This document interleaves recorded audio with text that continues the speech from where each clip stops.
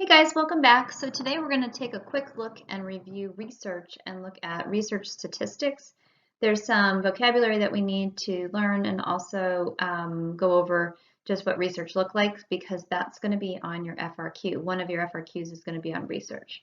So let's take a look at statistics and how researchers make sense of data and summarize it in meaningful ways. So the first type of statistic we're going to talk about is descriptive statistics versus inferential. And in this, we look at the four most common, which are frequency distributions, measures of central tendency, measures of variability, and measures of relationships. And this is a way that we describe the data. So if we look at the example to the right, a hospital is seeking to detect the presence of high glucose levels in patients at admission. And so they're going to use a worksheet to collect their data, and then they're going to use that data by using certain statistical measures in order to describe what's going on in the data. So let's start with a mock study. This will be a good way of kind of looking at something specific, and then when we look at examples throughout, we'll be able to refer back to this study. So some researchers wanted to do a study on health, and so they recruited 24 volunteers. So the people were volunteers in the sample, men and women ages 20 to 56.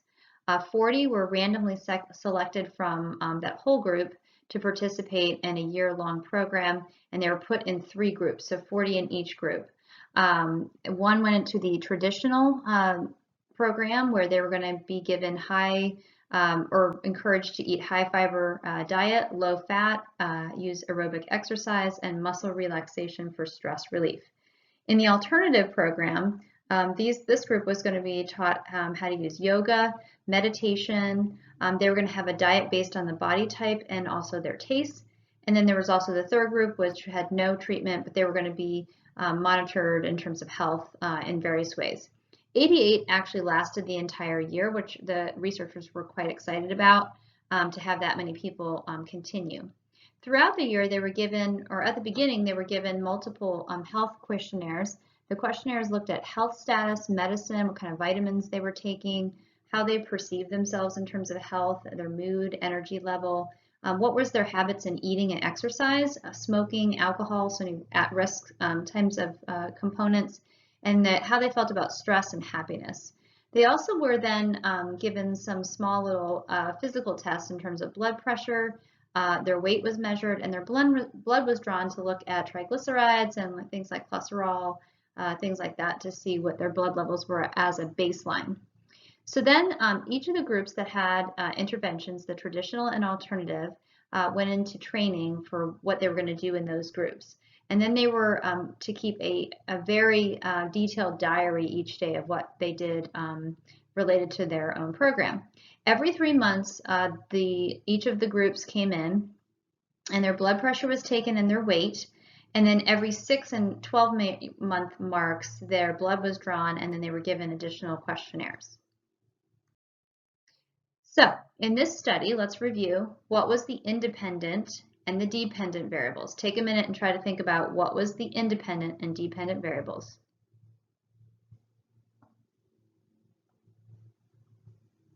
So for this study, the independent variable is the type of treatment program, or if they got no treatment, the control group. It's what the researchers were manipulating in the situation. So in our diagram to the right, that would be the drugs that were given, something that's given to the person and manipulated.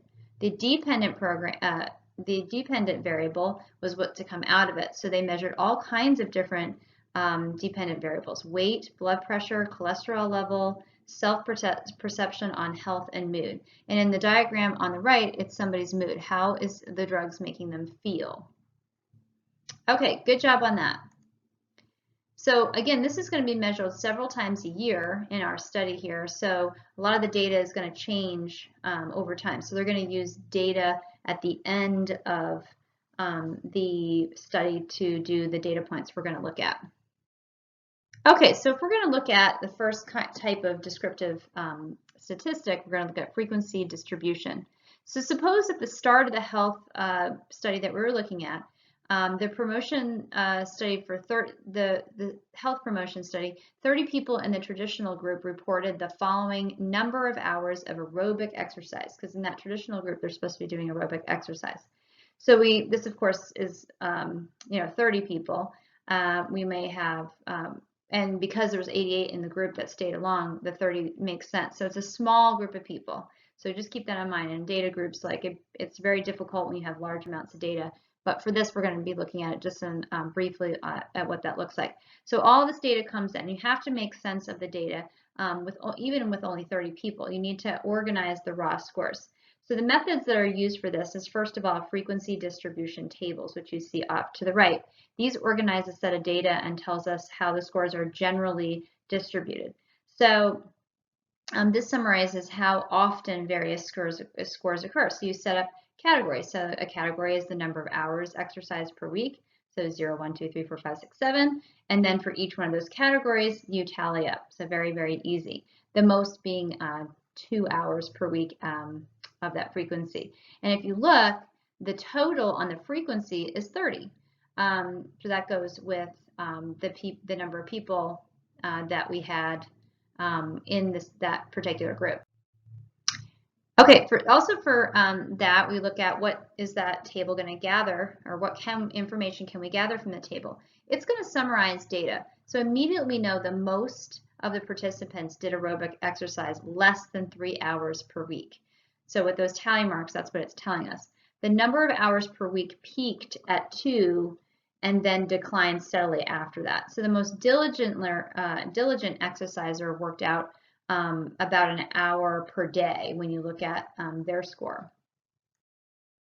Okay, and then sometimes these tables actually have percentages. This isn't one that's related to the study, but it's one that I found just to give you an example. So what's your current major, the number of people saying that, and then what's the percentage, all equaling out to 100. So the most of the people in that primary major were 33%, and the next was anthropology at 20. So some tables show percentages of cases per category. So in terms of that, how would we figure that out? What percentage of participants reported 2 hours of aerobic exercise per week? We divide the category frequency by the total number of people. So 2 hours per week, we found out it was eight of them that said that out of 30, and so 27% of the people in that traditional group got 2 hours of exercise per week. And when we look at percentages, it means something to us when we look at it out of 100%.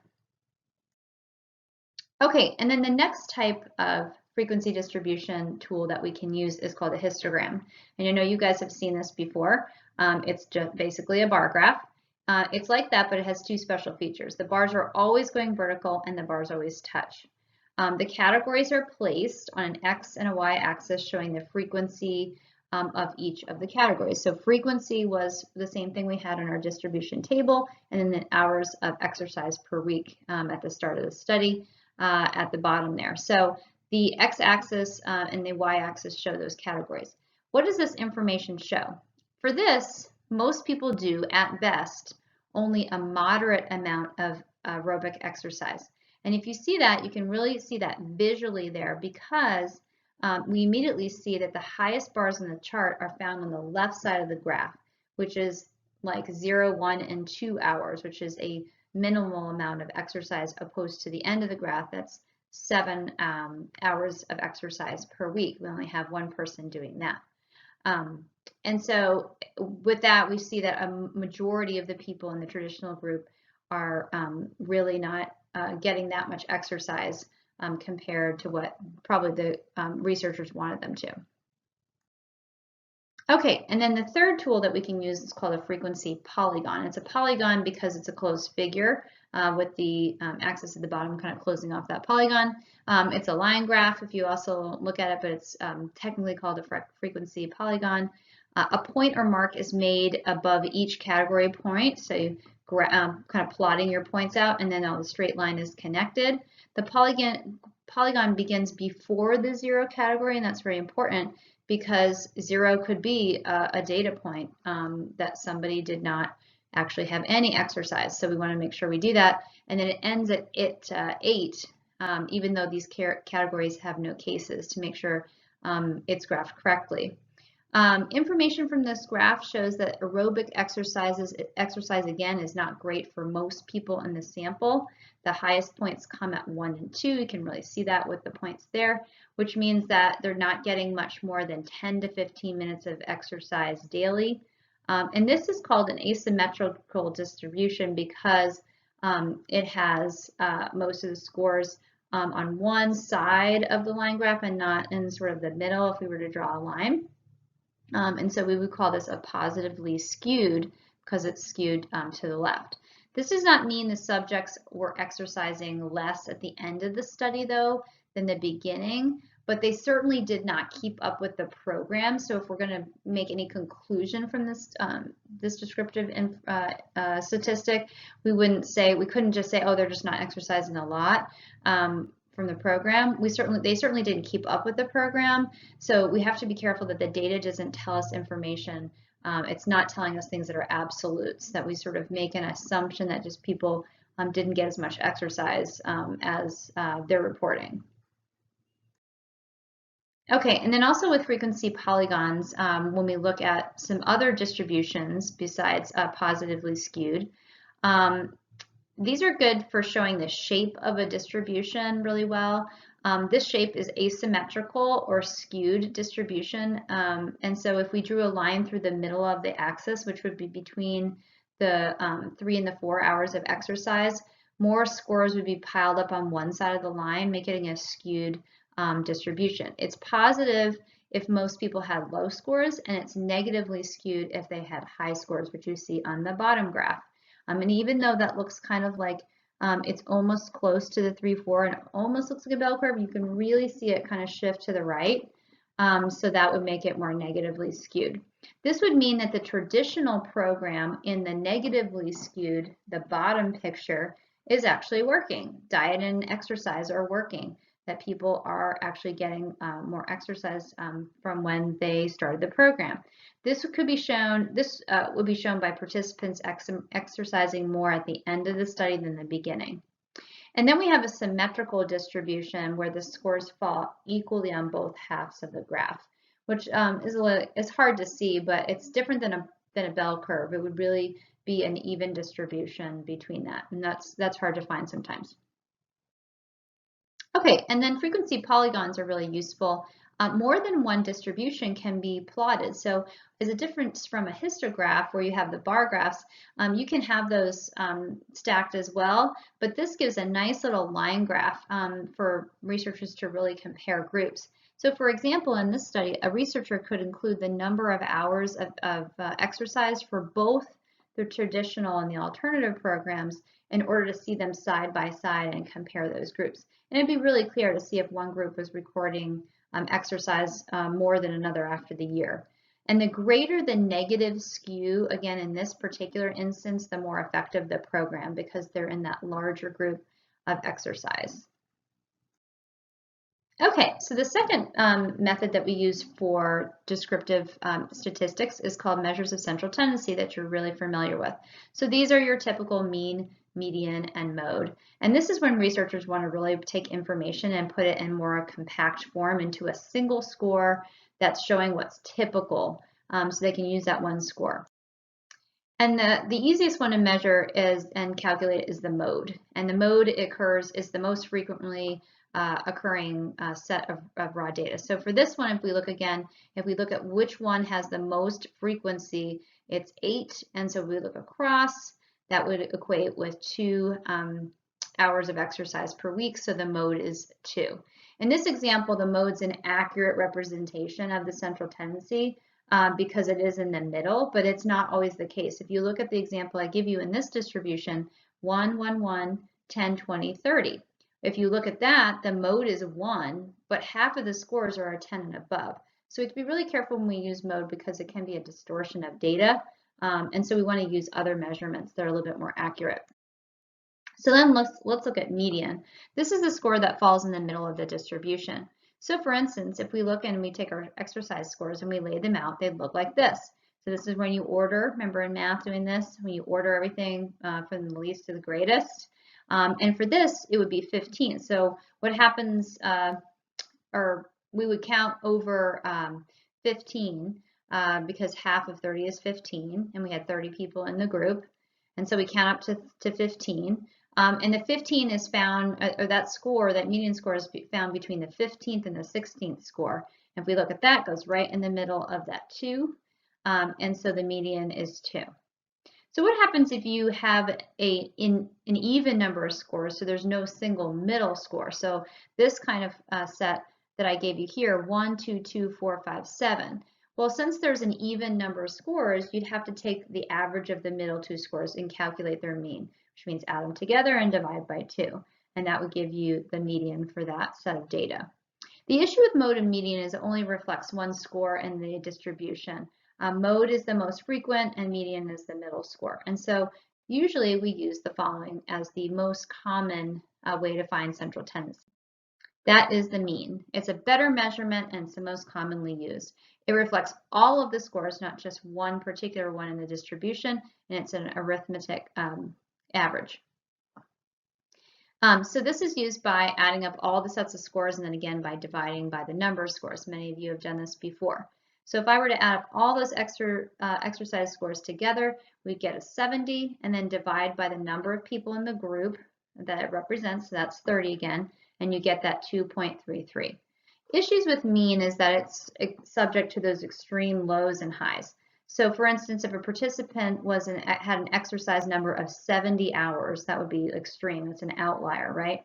Then the mean would go from 2.33 and it would jump to 4.43. So this is where you have to use those frequency tables and some of those graphs to really identify extreme scores before you start computing statistics. You really have to note that in your data. You know, is it worth using that data point to throw off the entire central tendency? Okay, and then thirdly, we have measures of variability. And so the third thing for descriptive in statistics is when researchers want to know how much the scores in a distribution differ from other scores. Are they grouped together or are they really spread out?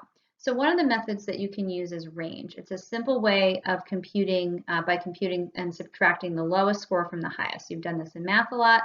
So with our study, if the weights of participants were taken and they varied from one participant being 95 pounds and the other one being 155, then the range would be 155 minus 95, which is 60 pounds of difference.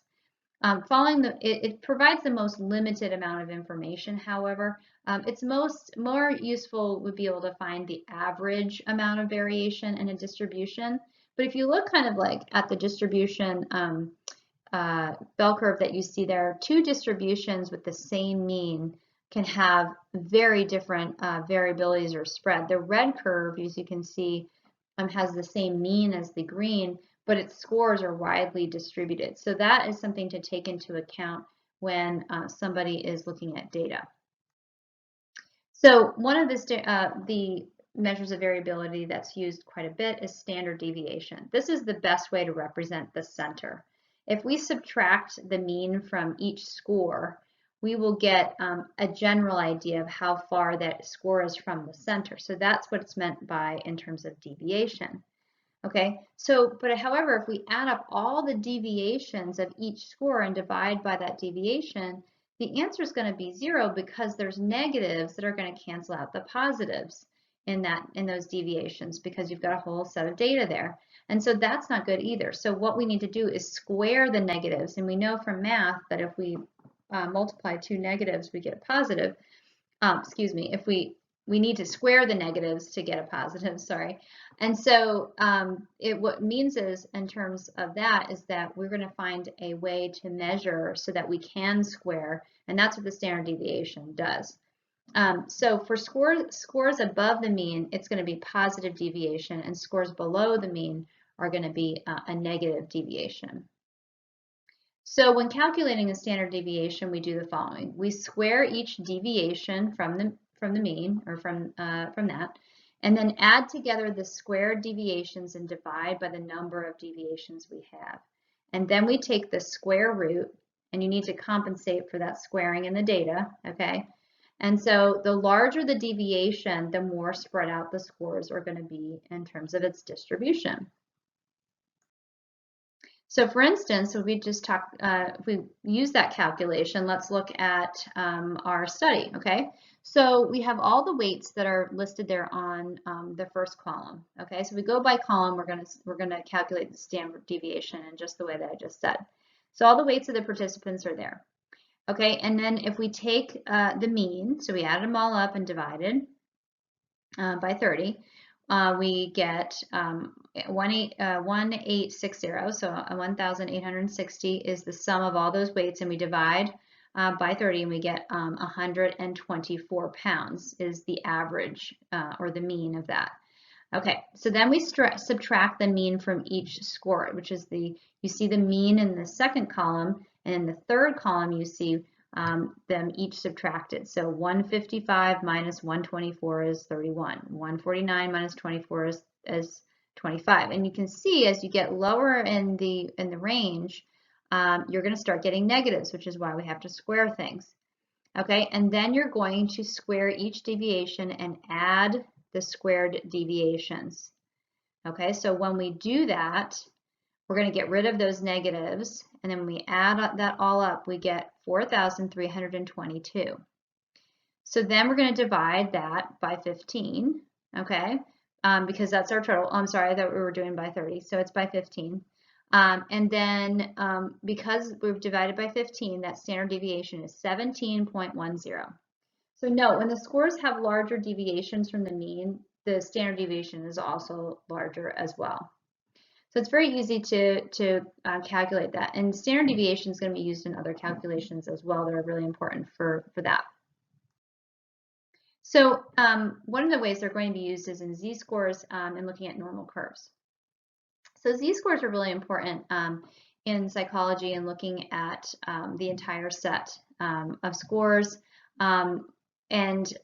which is done by the mean and the standard deviation, but the z-score is going to show how far from the mean the score is in terms of standard deviation units. And this one is not about the entire set of scores, like a global deviation, it's more about the one score in particular. So positive z-scores means that the score is above the mean, and negative z-scores mean that the score is below the mean. And the larger the z-score, the further away from the mean the score is going to be in showing that deviation of that specific score. So let's look at what is the z-score of a weight of 149 pounds. So going back to that table that we had before. So when we look at calculating the z-score, we look at taking 149, and we are going to subtract the mean and divide it by the standard deviation. So 149 minus 142 is the mean over the standard deviation, and that gives you a z-score of 1.46 positive. So a result for that means that a z-score of positive 1.46 tells us that the person weighing 149 pounds falls about 1.5 standard deviations above the mean.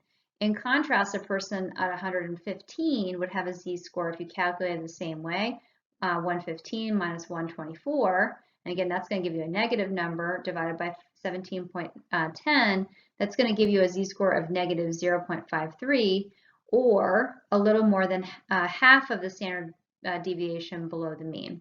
And that's important in analyzing results, like where people are lying specifically, that person and that weight, in terms of the average, and then being able to draw conclusions about deviation. So another way to look at some of these data points is to look at a normal bell curve or standard normal curve and standard normal distribution. Some variables like height and weight and IQ graph really well in a large number of people and fall in like really a statistical pattern, this normal bell-shaped curve. And this is where people are in comparison to another. So a lot of we see this is in standardized test scores for nationwide, a large number of people. You can see where you lie in terms of other people. The x-axis marks off in standard units, which is also z-scores. So most cases in this bell curve fall between, most places that fall between -1 and +1 standard deviation within the number of cases sharply then taper off at the end, making that the bell curve. So it shows the percentage of cases between major standard deviations. In this bell curve, 43% of the distribution falls between 0 and 1, or 84% falls below 1 standard deviation. So that means a person scoring a positive 1 has scored better than 84% of the other people. So it's just a way of comparing other people and a way to then draw some conclusions.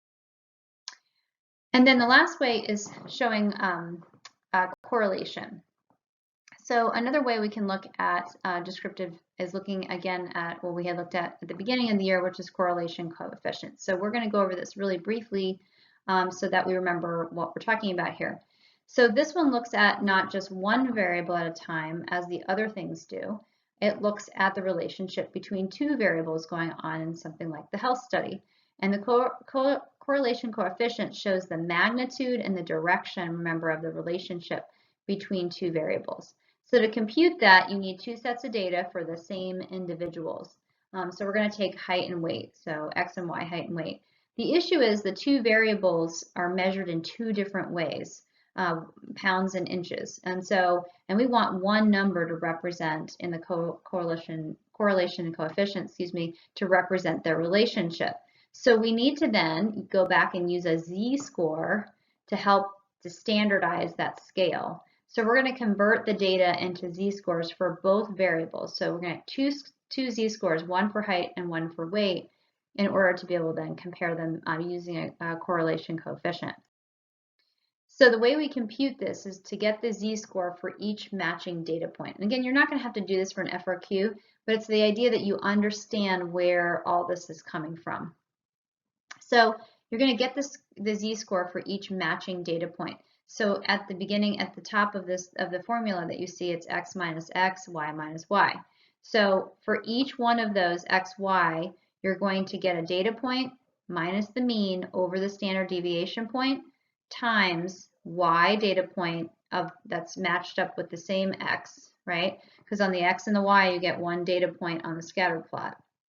So you're going to take x data point minus its mean divided by its standard deviation, and you're going to then times that by the y data point minus the mean over its standard deviation. And you're going to do that for every single point, so you can see where that would get really tedious with a large data point. You'd have to use a computer for that. And you're going to multiply all those z-scores. You're going to add up all those z-scores then, all those x, y, z-scores all the way down. And then you're going to divide that by the number of scores minus 1. And that's going to give you your correlation coefficient. Okay, so that's where we use z-scores also along to actually calculate that number that we looked at the beginning of the year. So what does that number tell us? This is really important for you guys to review.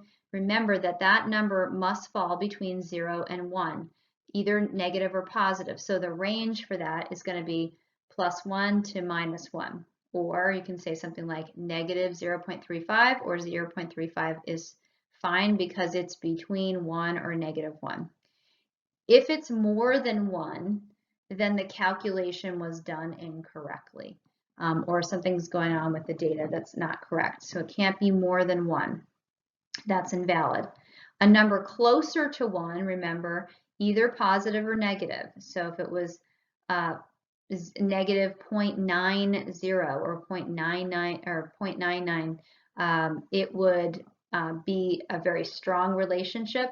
And then a number closer to 0, so the one that I have up there, negative 0.35 or 0.35, that's closer to 0 than it is to 1. It's going to be a weaker relationship. And remember, we said typically below 0.5 or negative 0.5, it's not a significant relationship. That in a correlation coefficient number, that under that halfway mark, we would say, there's not really too much of a relationship. It's kind of less than moderate. Okay, and then remember that a positive correlation goes in this direction. One variable increases, the other one increases. Well, how does that happen, and how does that happen in terms of z-scores? Well, in this, a positive correlation means that the high z-scores on one variable, like height, tend to be multiplied by the high z-scores on the other variable, like weight. And the same with the low. The low of weight and the low of high are both multiplied. So even negative numbers, remember, are going to be positive. So we're going to be going in the same direction. So we're going to get that left to right rise, and that's a positive correlation. Now, a negative correlation is the inverse, right? Two variables are inversely related. One variable increases while the other decreases. So for instance, more hours studying results in less errors on the test. And so the way this happens with z-scores is negative correlation means that the high z-scores, which are positive on one variable, tend to be multiplied by the low z-scores, which are negative. And so positive and negative products are negative, and so you start getting more negative decline in plotting points. Okay, and then the correlation are plotted on the scatter plot, right? And so if you look at this, the dots look kind of like all over the place, but there's definitely ones that are more relevant than others. If you look at the top kind of greenish looking graph, this one, a correlation can be clearly shown on the scatter plot, where you can see it's a negative correlation, negative 0.77. And so this is based on our health study, which is cigarette smoking and compliance with the meditation routine in the alternative program.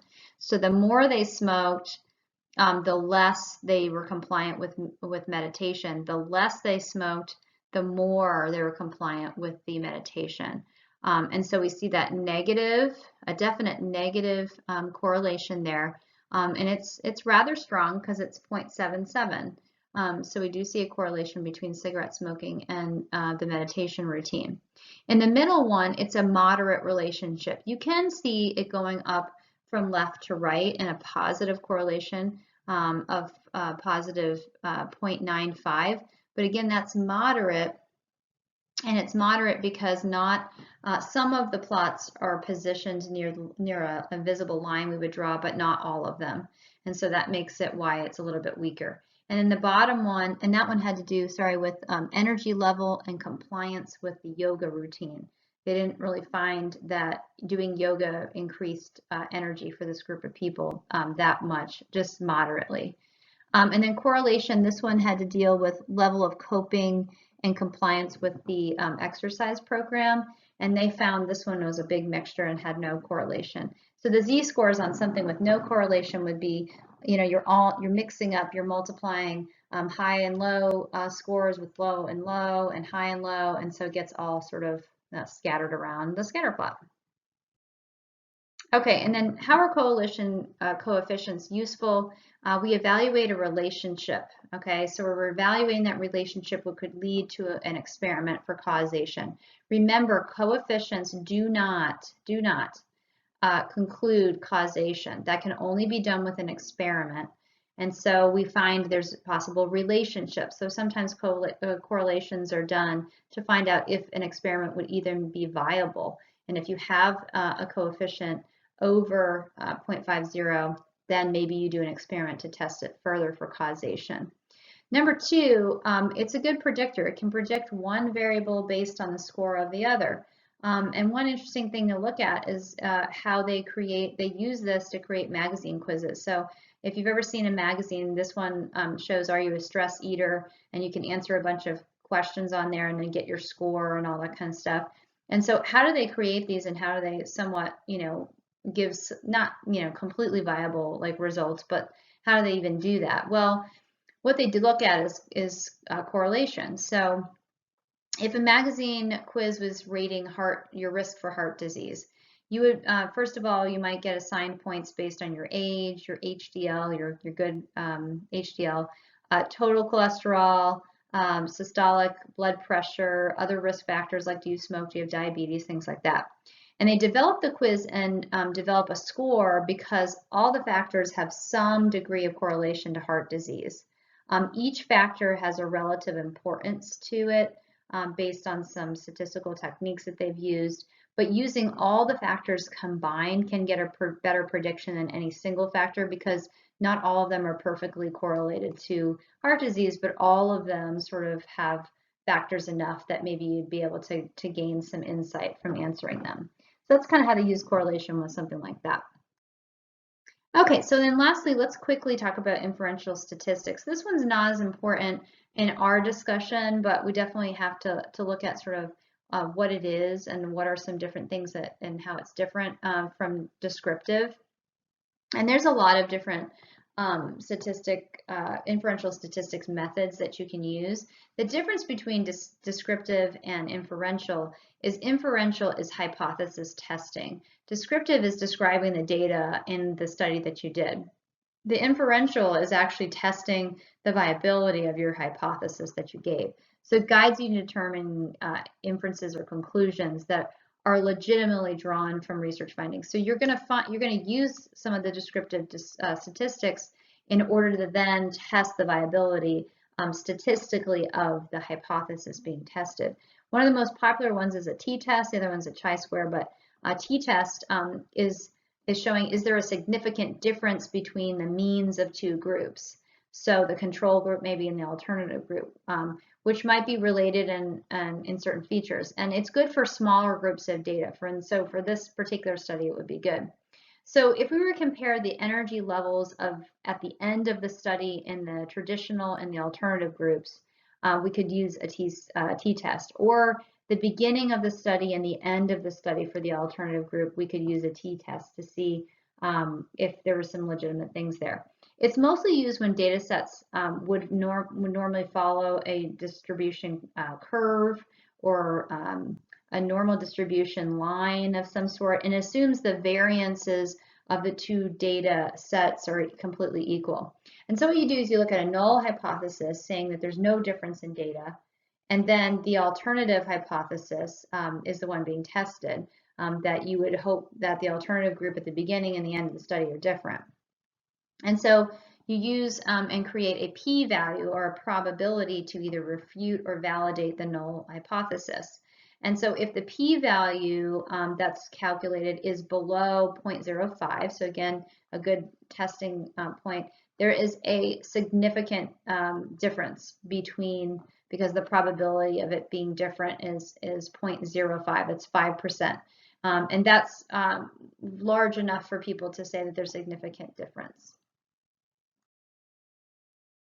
Okay, the second one for inferential statistics is the ANOVA analysis of variance test, and it compares groups as well and their means, but this is one of doing more than two groups. So if you look on the example to the right, school 1, 2, and 3, or in our example might be traditional alternative and the control group, any of the different things, anything that you have more than two groups that you're going to compare. And it's both of those, the one we just talked about in terms of whether or not they have a chance of or due to chance, or if it's because of manipulation. Both of these two inferential statistics are going to test for that. Was it by chance or luck that this happened, or is it because of what the researchers did? And if it's greater than a mere chance, then it's statistically significant at that point.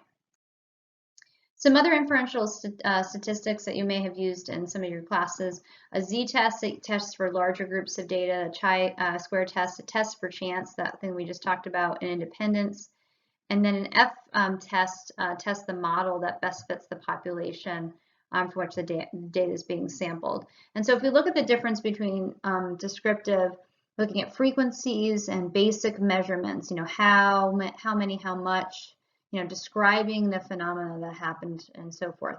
So things like BMI and IQ and things that are very descriptive. In inferential, we're hypothesis testing, we're looking for correlation, we're looking for confidence, significant testing and prediction. So we're proving or disproving theories associated between the phenomena.